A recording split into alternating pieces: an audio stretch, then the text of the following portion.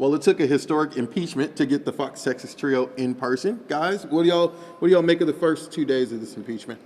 All right, let's start with the much vaunted motions to dismiss. And look, no doubt Paxton took a beating on that. The margins were big. He didn't really get close to winning any of them. And the margins were large enough to where if you're looking down the road and trying to read the tea leaves, they don't look good for him. But you can't read too much into those tea leaves, because that may have been just all political positioning. Go and say, all right, let's hear this, and then kick it down the road later, right? Well, there's a lot of talk about the so-called forgiveness doctrine, Right? And how that was the safety valve for all the Republicans. Doesn't work with my wife, won't work here Oh in the wow! county. Let's keep it. It works capital. just fine with the right wing of the GOP. Right. Who do you think has more to lose in this right now? Who has more at stake? Is it the senators or is it Dan Patrick, who's the governor in this? I think the senators. I think this trial is not just about Ken Paxton. I think the Republicans in that chamber are on trial, and that decision was going to be made at a ballot box. Is their decision already made, Greg? Look, I'm gonna quote Patrick Svitek for the second time. This is a legacy-making moment for not just the lieutenant governor, but for the entire chamber over there. They've got to be shown to be the high-minded, fair-minded, I guess seasoned lawmakers and statespeople that But can doesn't be it go to fair, the party? It goes to the fair party too, arbiters Greg, right? of the evidence. Well, look, I mean, we have to remember, and Dan Patrick said this is a political trial. It's not a criminal trial. And so some of this already, they're coming in with their beliefs. I asked Brad Smith this, do you think there's one Democrat who may stray? Will the Democrats be united in their decision, or will one stray? I mean, that's a real Latin question. stereo, right? Goose egg, No goose way. egg, none. No way. Okay, so the first star witness from the prosecution, from the impeachment managers, was one of the whistleblowers. Yesterday was a little boring, but day two, things got personal. He started getting a little testy with Tony Busby. Did Busby do his job in this case on day two? Yeah, it was like watching paint dry on day one, wasn't it, Yes. guys? I mean, it was hard, and that's on Dan Patrick. He really was grinding this out slowly. Come on, giving the oath to each one. individual senator. But yeah, things really kind of kicked up today. Look, Jeff Mateer, to me, had a lot of credibility. He's a rock-ribbed, dyed-in-the-wool Republican who said this was just going too far. Now, Busby made the argument that he jumped the gun, that he didn't get all the facts before he blew the whistle. And I think that Busby was pretty effective at making that argument today. Said, you said that you tried to talk to the boss, but you pulled the trigger and you got seven guys to go with you, and that's where we got the term, you tried to stage a coup. Now that didn't play with me because Mateer resigned first, then He went wasn't to a the cops. disgruntled, fired employee. But that's why Busby is a sought-after defense attorney, because what does a good defense attorney do? Well, if the evidence against your client is pretty stout, you go after the evidence, you try to discredit it, then you muddy the water, distraction, and just create that reasonable doubt. And all you need is just a couple of, 4 Republicans? Really, he just needs 4 Republicans to have. I think the big thing, and Greg, you and I were talking about this earlier, it's that nonprofit, the article of impeachment dealing with the nonprofit. Busby had a win on day 2, raising doubt in regards to, there was a legitimate review that Mateer actually signed off on into that nonprofit. Now, the question for me is, are we going to hear testimony that legitimate review morphed into some kind of special favoritism? And I think we're going to be heading to that in day 3. But the clock is ticking.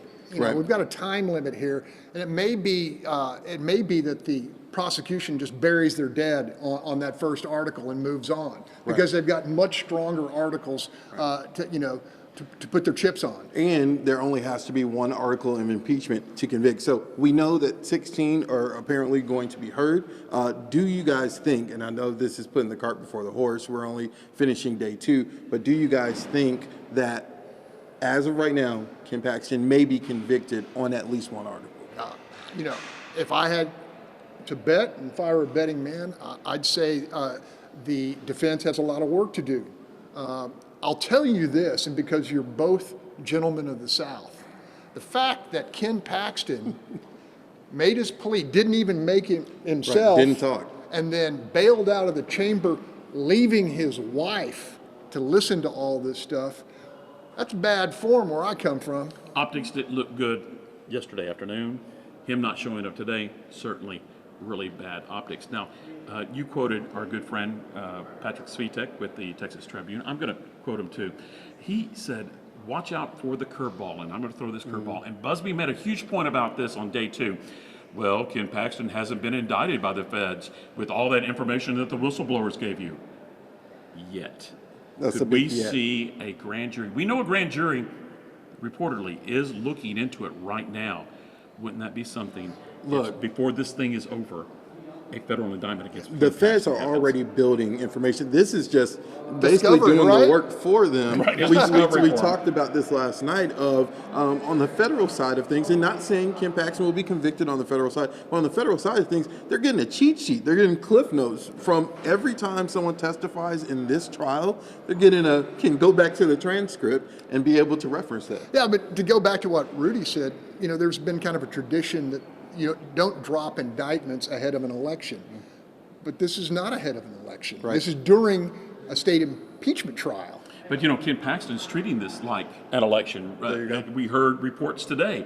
He's trying to do a Trump, raise money on this, and why not? Donald Trump made a lot of money, still making a lot of money on his mugshot, and I'm sure Ken Paxton is hoping to kind of, maybe not make the big payday, but he's asking his supporters to, cash out. Now, the question is that how much money really make? Because Right. a lot of supporters, everybody was expecting this place to be packed with Paxton supporters, and that hasn't happened I was yet. just about to ask that. Now, day one, of course, this is the first time in 106 years where a statewide official is facing an impeachment trial. First off, the gallery wasn't as packed as many expected it to be on day one. Day two, I mean, each member of the media could probably have their own row if you really looked at it. Is the public not interested in this anymore? They found out that the golden ticket didn't include chocolate, right? Yeah. Is public interest lagging already, or was the hype too big for this? Look, I don't know how many Texans as a whole, are paying attention to government at all. I mean, it's a larger picture. I think it's less than half. Most folks are just worried about making their minimum payments, keeping their head down, going to work, getting their kids educated, and don't have a lot of time because, frankly, I'm not sure they believe that if they get involved, it's going to make a difference. And that's sad. That may be a little cynical on my part, but it's the reality. What's your personal sonar telling you? Well, regardless of how you want to mince this, Ken Paxton was reelected under this cloud of doubt. Now, the full details, not necessarily so, but does he still win reelection? Maybe so, because that's just the nature of our political picture right now in our situation.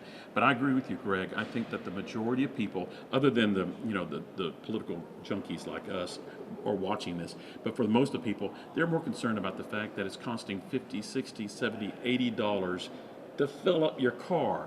Eggs, a dozen eggs. Wow. A trip to the grocery store. You better use it on the credit card, or you better have money.